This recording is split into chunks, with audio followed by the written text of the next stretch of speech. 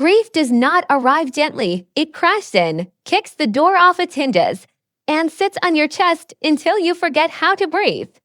That was how it felt when Eric died. One moment we were laughing over the stove, him teasing me about burning the garlic bread.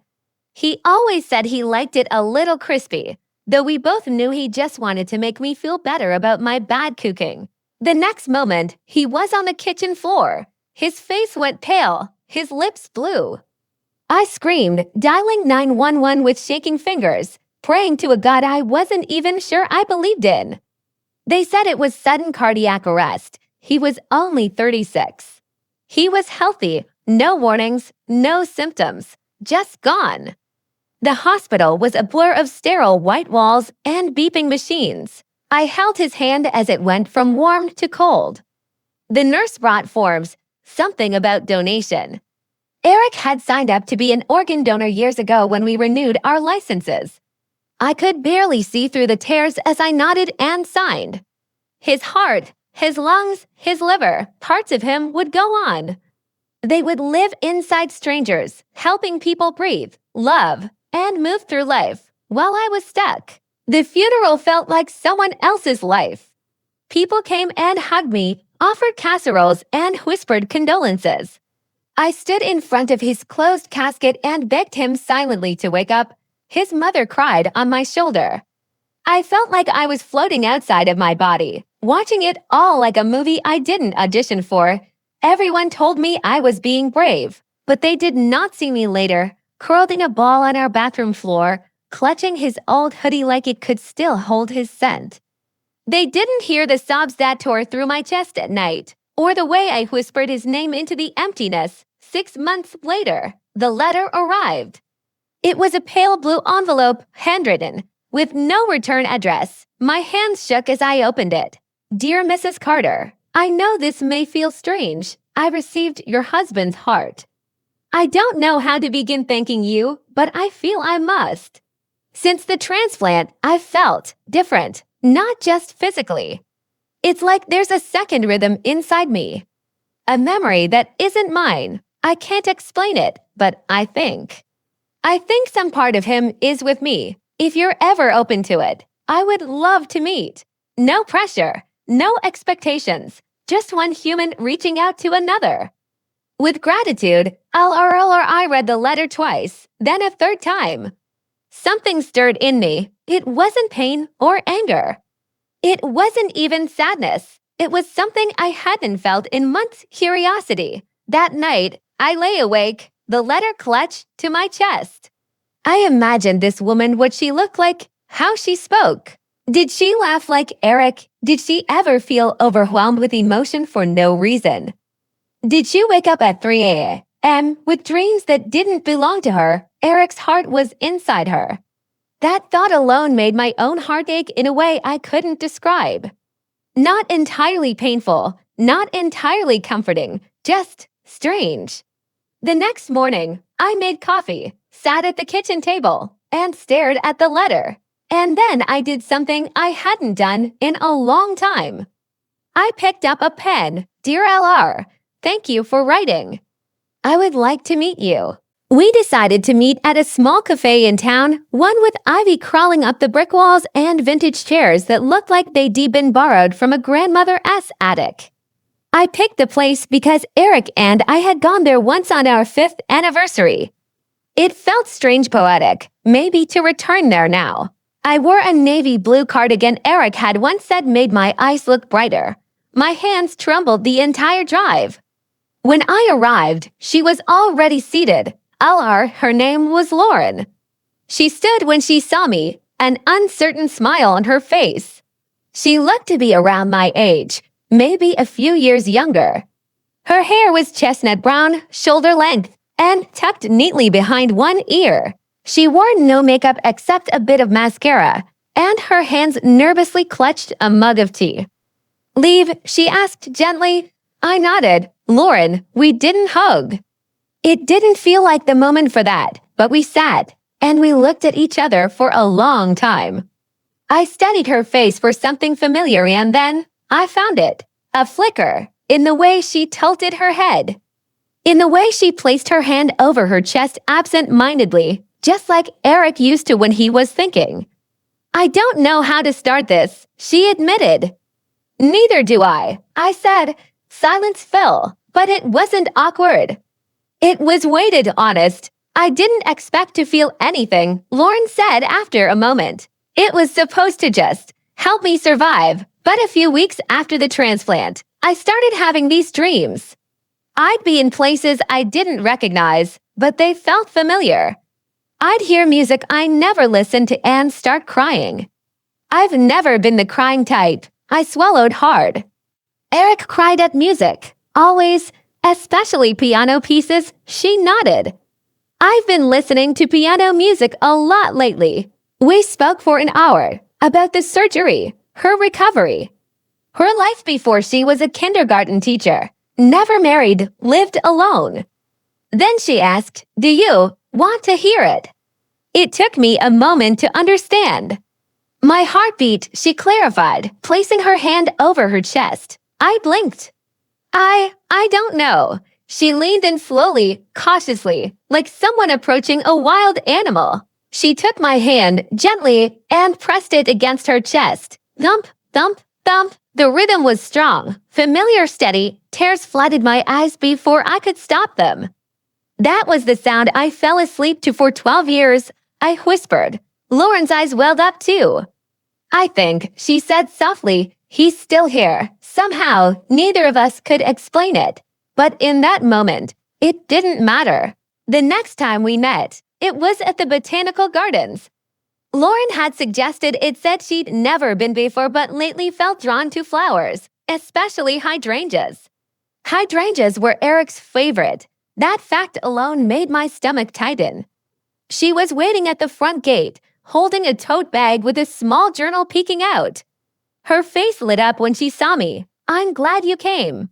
We walked slowly, meandering through winding paths of blooming colors.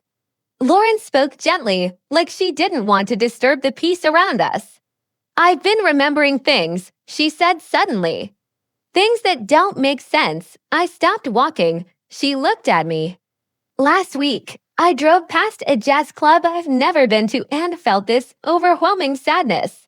I started crying. I don't even like jazz. My throat closed. Eric and I went there on our first anniversary. He played trumpet when he was younger. That place meant a lot to him. Lauren nodded, her eyes searching mine. I see flashes sometimes, like moments, a coffee cup, a road sign, a laugh. I know it's not mine, but it's in me now. We sat on a bench beneath an arbor covered in climbing roses. Lauren pulled out her journal. I started writing them down, the memories or dreams, or whatever they are. She opened to a page and handed it to me. I read, Red Umbrella, Tuesday Rain. She kissed me anyway. Burnt garlic bread, she laughs when it's ruined. The dog in the shelter had one ear flopped down. We called her Maple. My heart stopped. That was our dog. Eric and I adopted her 3 years ago. Lauren looked shaken. Leave, I think something more is happening. I thought it was just gratitude, a connection.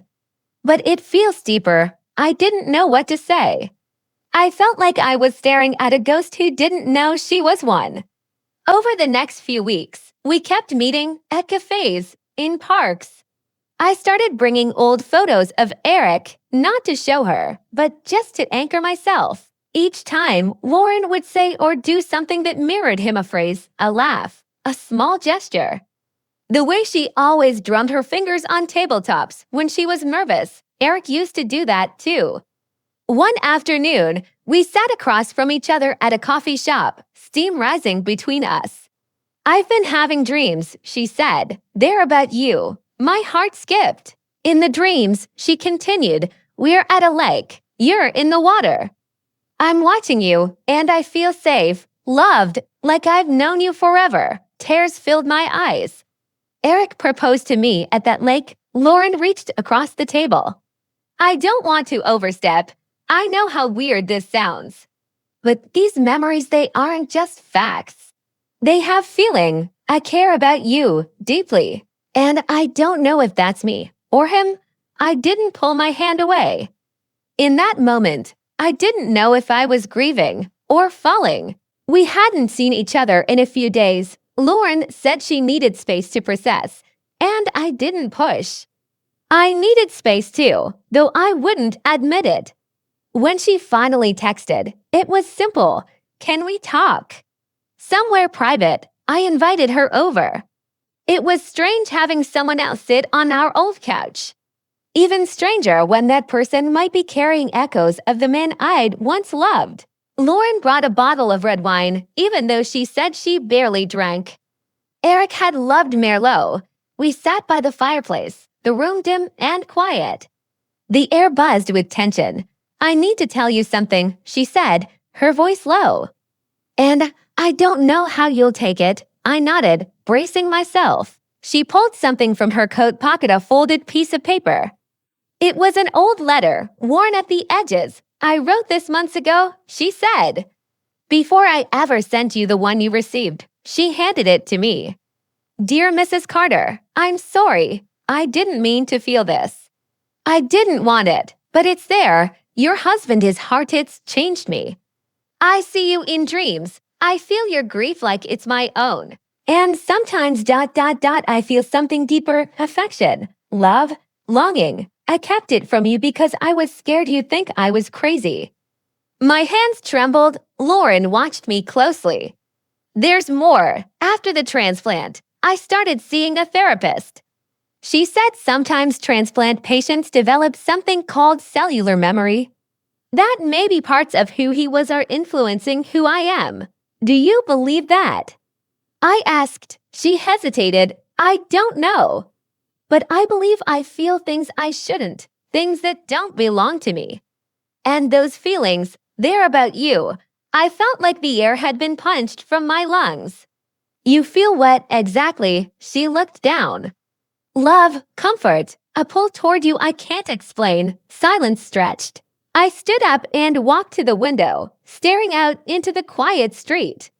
My heart was a war zone, grief, confusion, a flicker of something I didn't dare name.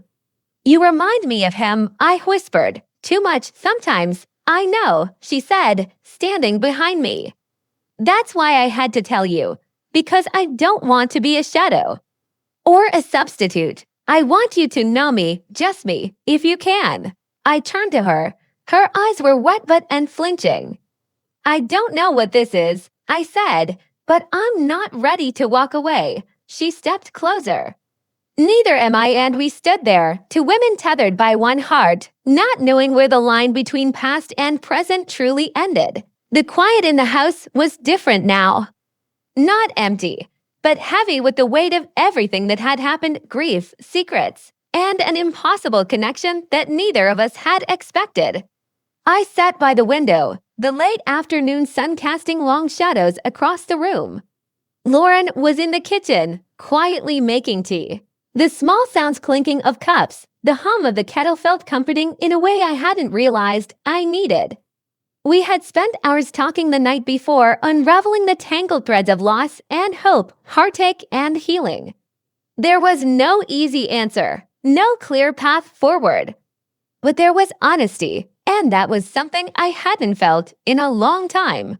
I don't know if I can fully explain it, Lauren had said, but carrying Eric's heart, it's like I'm connected to him, to you, in a way that's beyond reason. I nodded, swallowing the lump in my throat. It's like a part of him lives on, in you, in me, in both of us. There was a fragile piece in that thought. I thought about Eric, his laugh, his kindness, the way he used to look at me when he thought no one was watching. I felt him in the memories we shared, but now, somehow, I could sense him in Lauren too. The moral dilemma hung over us like a shadow.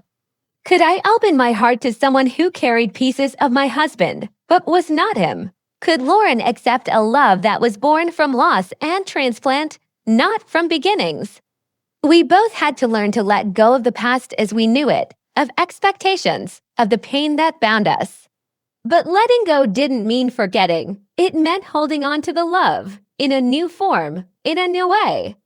I don't know what the future holds, I said, meeting Lauren's eyes. But I want to try to find something real between us, Lauren smiled softly, the kind of smile that carries hope and fear all at once. Me too, she said. We're not replacing the past. We're creating something new. As the sun dipped below the horizon, I felt a tentative warmth bloom in my chest. It wasn't just grief anymore, it was the fragile beginning of healing. And maybe, just maybe, love.